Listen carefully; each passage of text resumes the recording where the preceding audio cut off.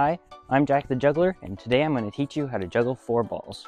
Before you start juggling 4 balls, you need to know how to juggle 3 balls. If you don't, watch my tutorial, it will be linked in the card up there. And you also need to know how to juggle 2 balls in one hand. If you know how to juggle 2 balls in one hand, skip to this part of the video, and I'll start teaching you right now. Juggling 2 balls in one hand is very easy. All you have to do is throw the ball, and then once it reaches its peak, throw the next ball. You want them to curve a bit, and bring them around in this circular motion. You need to learn this for both hands. Once you've learned the 2 ball in one hand fountain pattern, you can choose your 4 ball pattern. You can either do synchronous, which is where you throw both hands at the same time, or asynchronous, where you alternate like you would in a cascade pattern. Keep in mind that you're just juggling 2 balls in each hand at the same time.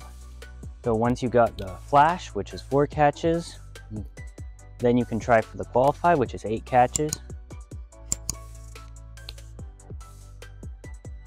And once you can get a qualify pretty consistently, you can try for longer runs.